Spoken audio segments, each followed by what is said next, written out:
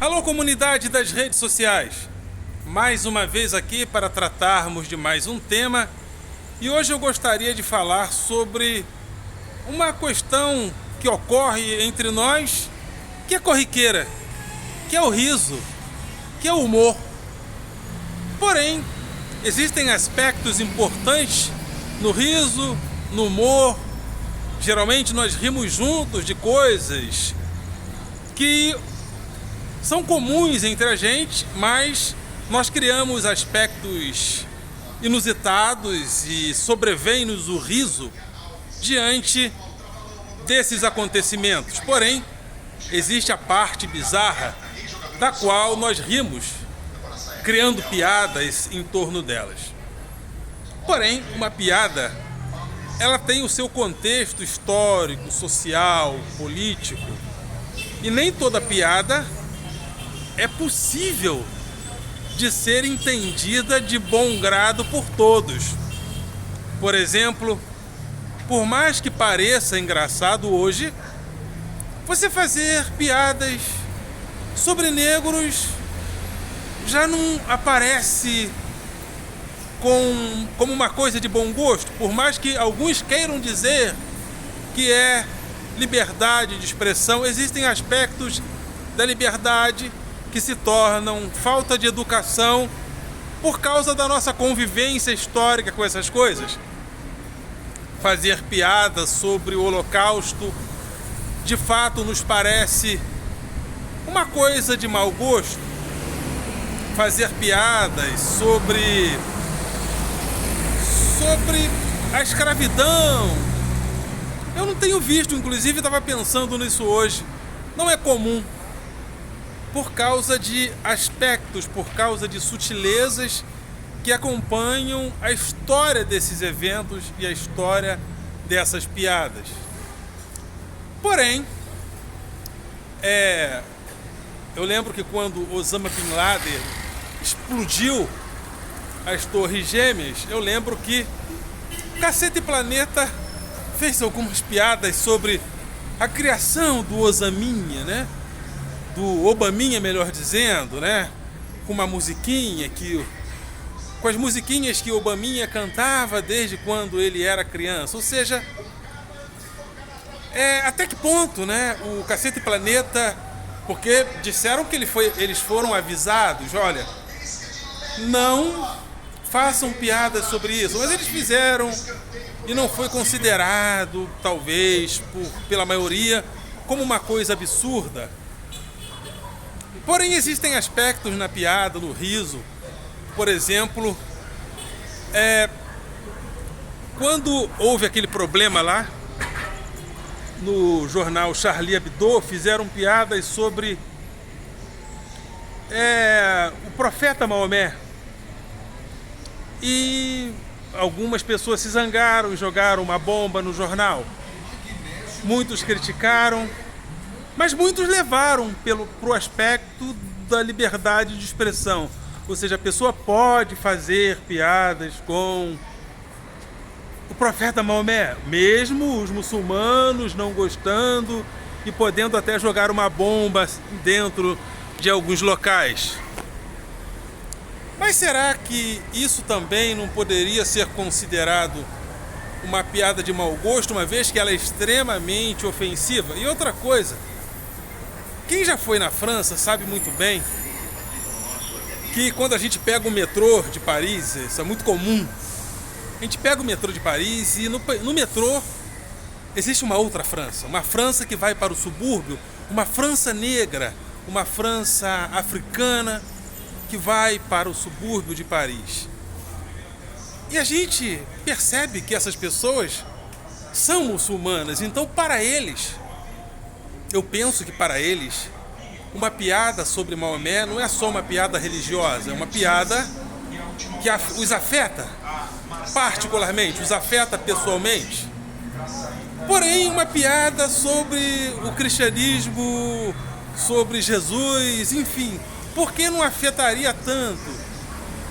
Porque Jesus ou seja, o cristianismo conseguiu fazer alianças com os vencedores, ou seja, então o cristianismo seria uma religião de vencedores, e por isso o cristianismo se projetou. Mas alguns não gostam, alguns dizem: ah, vocês fazem piada com o cristianismo porque o cristianismo não joga bomba, é supostamente a religião do amor, então é por isso que vocês fazem piada. Ou seja, existem muitas questões envolvidas. Por exemplo, vou dar um exemplo aqui de uma piada que eu achei particularmente engraçada. O garotinho, Joãozinho, chegou para Mariazinha e disse: Mariazinha, posso ejacular no seu ouvido? Aí Mariazinha diz: não, Joãozinho, se você ejacular no meu ouvido, eu vou ficar surda. Se você ejacular no meu ouvido, eu vou ficar surda. E Joãozinho responde: não, Mariazinha. Da outra vez, você ficou muda? Ou seja, mas por que nós rimos com isso? Porque que é engraçado. É engraçado porque existe um aspecto social, histórico em torno da sexualidade, onde nós criamos a sexualidade recreativa. Ou seja, ela deixou de ser apenas uma sexualidade cultural, uma sexualidade reprodutiva, para ser uma sexualidade recreativa em uma indústria que também negocia sexualidade no mercado do entretenimento e do gosto. E também nós criamos uma sociedade que negocia, que fala sobre isso, né? Como Foucault diz na História da Sexualidade. Ou seja, nós precisamos falar, precisamos confessar a respeito, porque através dessa fala metódica nós entendemos que dominamos cientificamente, dentro das ciências sociais também, a sexualidade. Então falamos sobre ela e recreativamente criamos um mercado inclusive pornográfico, um mercado para abrigar a sexualidade como um valor também industrial. Então, eu agora pensando aqui nos últimos fatos, nos fatos que nos sobrevêm nos últimos dias, evidentemente que essas coisas não acontecem apenas na Ucrânia, ou seja, muitas regiões do mundo sofrem bombardeios, os árabes estão lá, ou seja, os palestinos estão lá há anos sem um Estado. E existe, evidentemente não quero entrar em detalhes, existem muitas questões políticas envolvidas ali, não entro em detalhes, mas em muitas regiões do mundo estão havendo bombardeios. E por que esses bombardeios não têm o alarde que tem, como está havendo em relação à Ucrânia, todo esse alarde? Existem muitos lugares do mundo sem muita projeção política, sobretudo na Europa, no norte europeu, e esses lugares que estão sendo bombardeados não têm toda a pressão da mídia. Evidentemente, consideramos que Putin tem armas de destruição em massa, tem armas nucleares, então evidentemente que é uma guerra de grandes proporções. Mas como relacionar, como usar esse evento para fazer também a pergunta: mas não tem outros lugares que também estão sofrendo? E a pergunta que não quer calar também: como agora os ucranianos estão lidando com o riso, estão lidando com o humor diante desse problema que aparece? Ou seja, porque inclusive já ouvi pessoas que convivem na Rússia eu nunca fui, que os russos, que nós às vezes entendemos que são pessoas sisudas, não, são pessoas alegres, são pessoas que contam piadas, são pessoas, mas nós aqui acabamos criando também uma antipatia talvez com os russos por causa de Putin. Mas pelo que eu sei, os russos também são muito cordatos. Aliás, tive há poucos dias fazendo um passeio pela Colômbia e em San Andrés conheci um cara que ele disse, né, que era general do exército russo, né? De repente é um dos amigos do Putin passeando pelo mundo. E eu fiquei, será que é mesmo? Mas aí de repente o cara, eu pedi duas comidas, né? 2 pratos, um para mim, um para minha esposa, num preço razoável, 35 mil pesos, né? Mais ou menos 40 reais, um para mim, um para minha esposa. Tava um pouquinho caro porque era em um passeio. E o cara pediu a mesma entrada para ele, para a mulher e para a filha.